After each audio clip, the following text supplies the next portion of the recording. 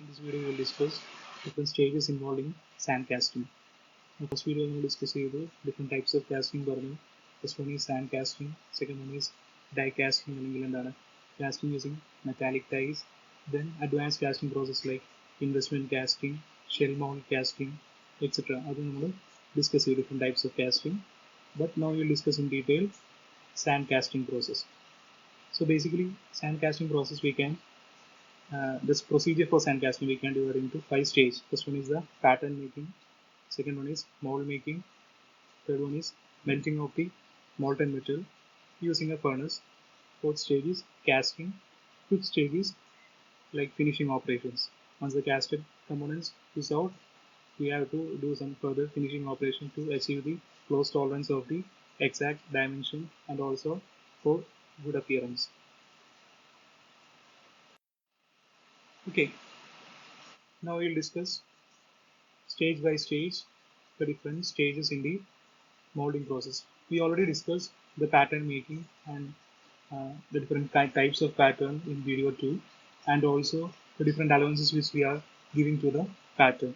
So the prime requirement in mold making is we should have a pattern, okay, whether it is a split pattern or loose piece pattern or any kind of pattern which made up of any material like wooden pattern or metallic metal. We should have a pattern which is the exact replica of the casting.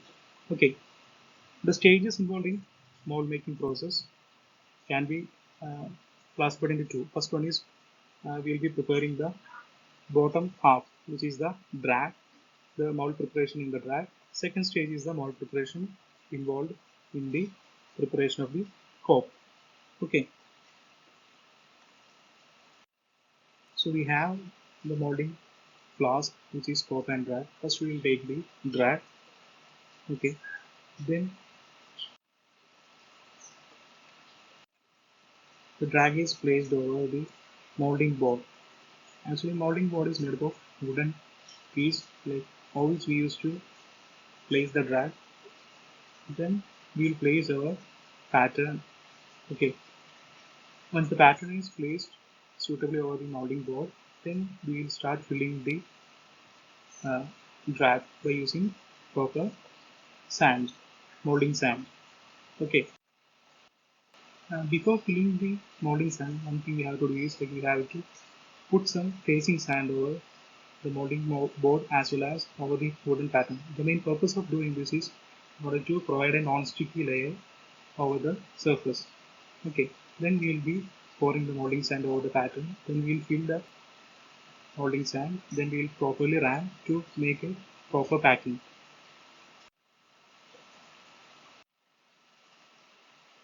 So we have firmly packed this molding sand in order to uh, prevent any void spaces. We'll be properly ramming the molding sand. After that, the excess of the sand will be removed with the help of a striking rod. So striking rod will give a smooth surface finish over the top of the drag, and also the excess of the sand we can remove using the striking rod.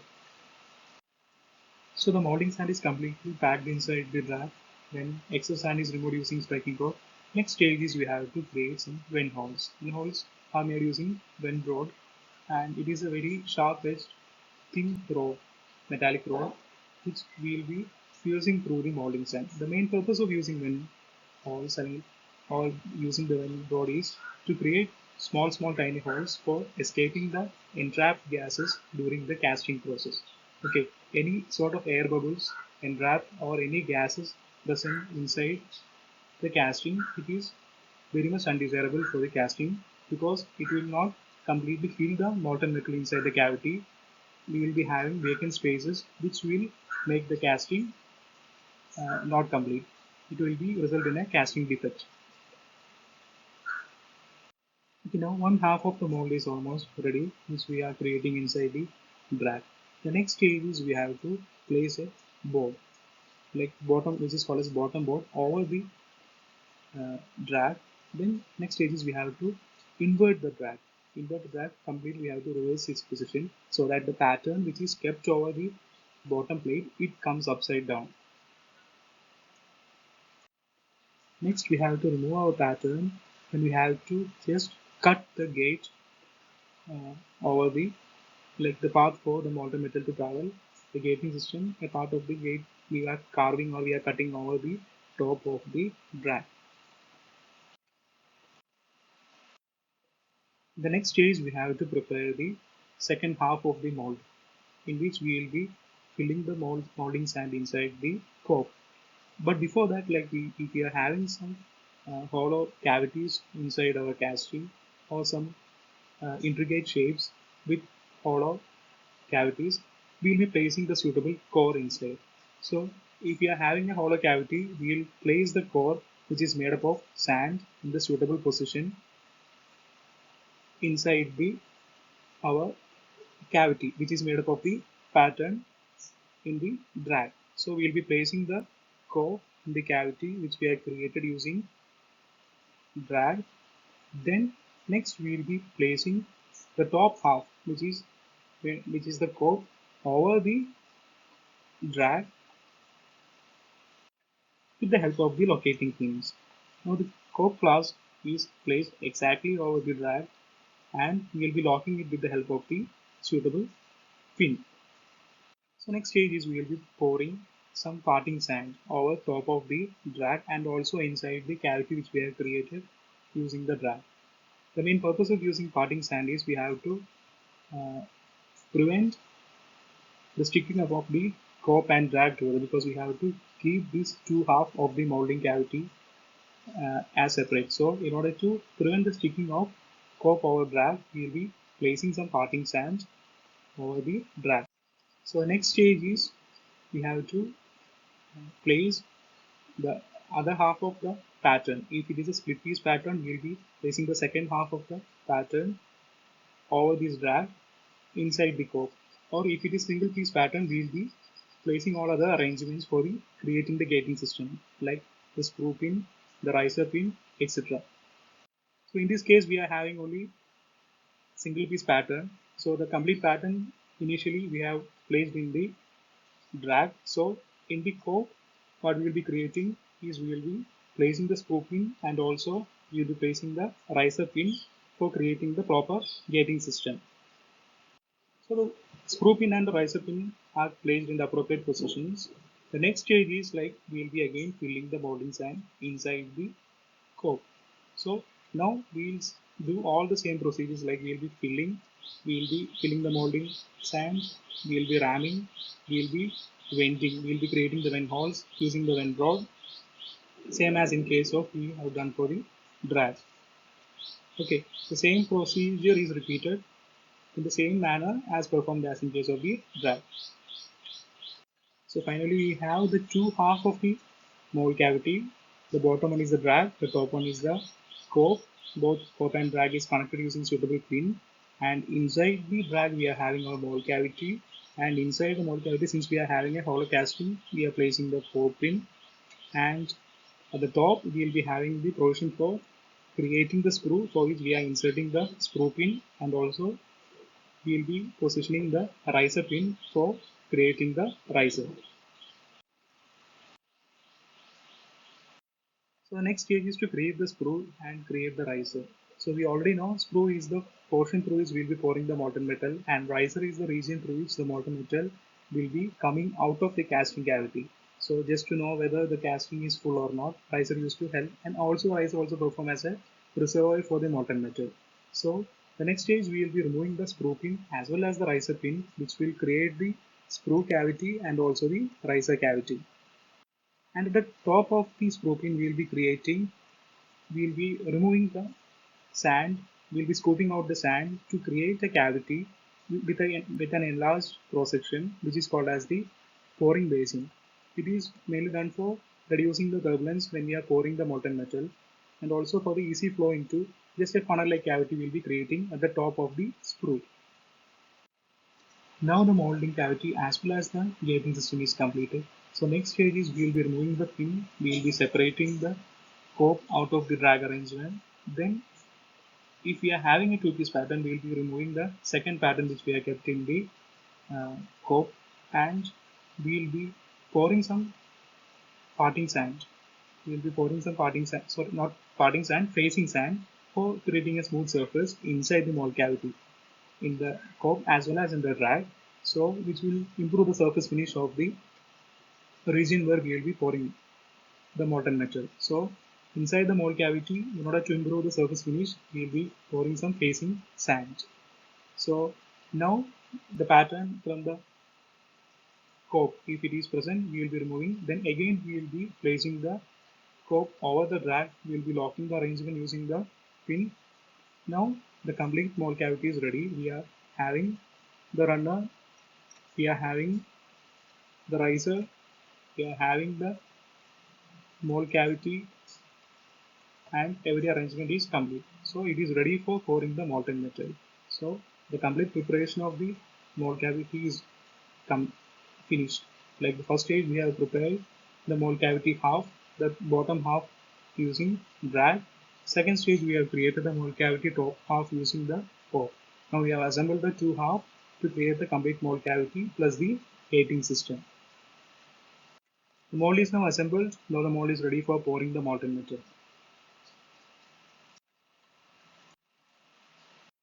So as the first stage we have made the pattern, and as the second stage we have created the mold.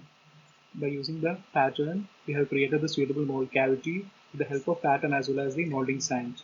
So our pattern is ready for pouring the molten metal. So the next stage is we have to melt the metal. So we have to melt the required metal, whether it is steel or whether it is any kind of other metals like copper, aluminum, etc. We have to melt the metal.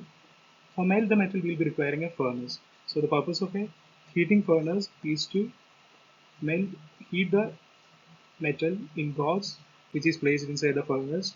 We will be heating it above its melting point. Once the metal crosses the melting point, it will start melting. So we will be having a crucible. It is like a vial. We will be pouring.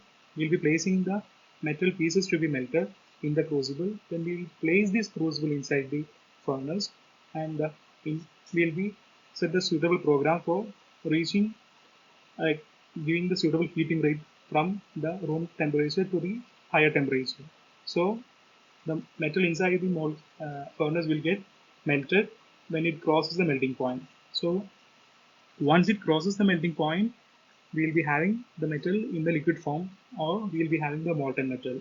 So once we have the molten metal, which is we'll be heating not just beyond the melting point, we'll be heating at little higher temperature. For example, if in the case of aluminum, we'll be having the melting point around 660 degrees centigrade. So during the molting, we'll be heating. During melting, we'll be heating little above like 800, 850. We'll be heating the aluminum. So sufficient heat will be retained inside the molten metal. Then once the molten metal is ready, we'll be pouring the molten metal into the molding cavity. That is the next stage. And we'll be having the molten metal inside the cavity. Once the molten metal is poured inside the cavity, the molten metal will pass through the gating system and it will reach the mold cavity. And once it is filled the mold cavity, the completeness of the filling we will be knowing once the molten metal will rise inside the riser. So once the molten metal fills the riser, we can know the complete filling has taken place inside the mold cavity. And next stage is upon solidification. Upon solidification, this means upon cooling, what will happen? This molten metal will solidify inside the mold cavity, and once it is cooled completely, we can take the we can break the mold cavity, we can take the casting outside, which is the final casting or the next stage, which will create the final casting of the required shape with the required metal. So we break the mold cavity and we will remove the casting out of it. So we will be having the final casting, which will be having the size as well as the shape as per required mold cavity, which is a replica of the pattern. So next is we will be doing some finishing operations. Sometimes we will be improve the strength of the casting, for which we will be doing some heat treatment, and we will do some cleaning process, and we will be improving the surface finish. So these are some add-ons which we are giving to the finished casting. So additional heat treatment as well as the finishing operations, and sometimes we will be requiring some close tolerance. So we will be doing some machining depending upon the application. Sometimes as it is we will be using the casting after just cleaning. Okay. Last stage is inspection. We have to go for finding any casting defects like blowholes or some porosity which is present in the casting. We have to check whether the casting is complete and it is fit for the application. Okay.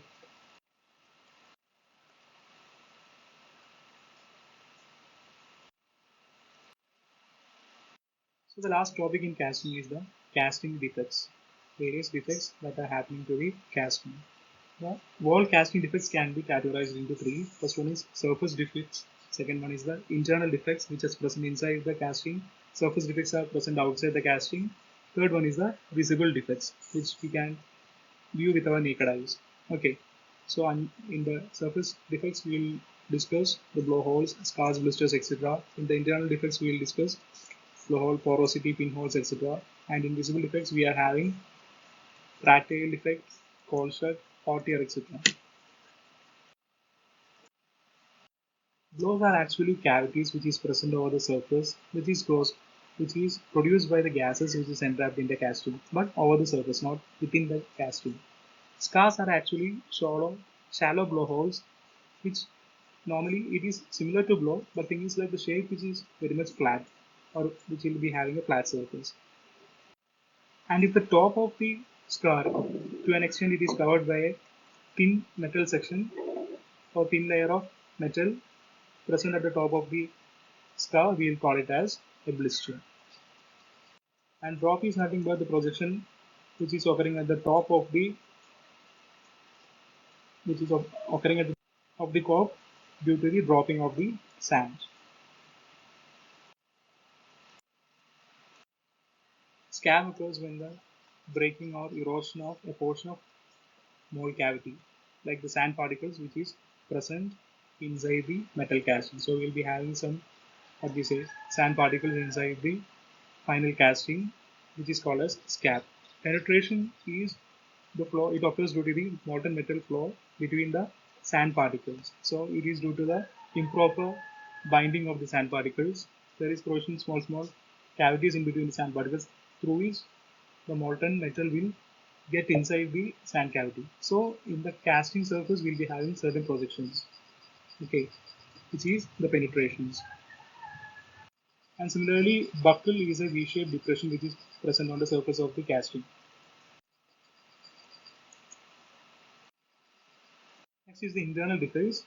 Surface defects are mostly present at the top or the outer surface of the casting, whereas internal defects are present inside the casting. Mainly it occurs due to trapped gases or dirty metals which get trapped inside the casting, or through the improper venting or improper ramming, or the presence of excess moisture which is present inside the molding sand, or undesirable gases entrapped inside the mold cavity, etc. Again, in this we are having blows, which commonly we call as blowholes, which is present inside the casting.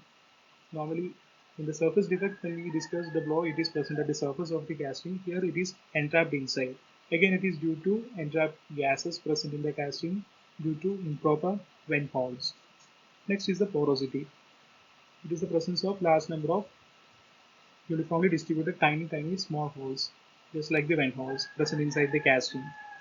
Next is the pinholes. They are also tiny blowholes inside the casting, but size is very much lesser than that of the blowholes. Inclusions are non-metallic particles like sand or any other dirt which is present inside the casting.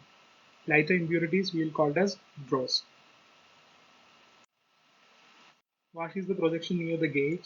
It is due to erosion of the sand during the flow of metal. Rat tails are long, shallow, angular depressions caused by expansion of the sands. Swells are made due to the deformation of the vertical mold surface. Okay, due to the hydrostatic pressure caused by the moisture in the sand. This one occurs due to the absence of flowability of the molten metal to all regions uniformly. Certain regions there will be vacancy of the molten metal, or molten metal will not be completely filled. This particular condition is called as misrun. Okay, cold shut. It is a defect formed when two streams of molten metal fails to join each other.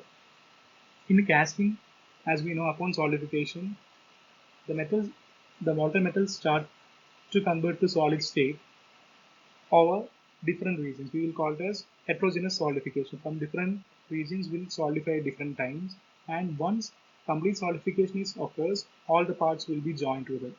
The cold shunt is a particular defect in which the from two directions the molten metal starts solidifying, and once the solidification is over or if liquid metal is converted to solid state, it fails to fuse together, or the two regions will not join together, it will be distinct. Hot air is a crack present in the casting due to high internal residual stresses present in the casting. Shrinkage, again, it is the metal shrinkage. It is due to improper usage of the riser.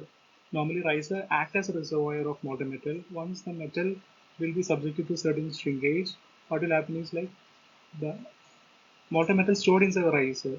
It is supposed to solidify at the last. So riser will be having some molten metal as reservoir. So to the regions where the shrinkage happens, the riser will supply the molten metal. So shrinkage defect occurs in the casting mainly due to improper usage of the riser. And the last one is the shift, which is actually the misalignment of two parts. Okay, either it may be two molding part like cop and drag if it is misaligned, or it is due to the improper position of the cop. If cop and drag is misaligned, for example, for a split pattern, if the cop and drag is misaligned, it will create a shift like this. And if what we say, we are not placing the core in the exact position, it will be misaligned. It will again create an eccentricity or a shift in this way. Okay. Okay, thank you.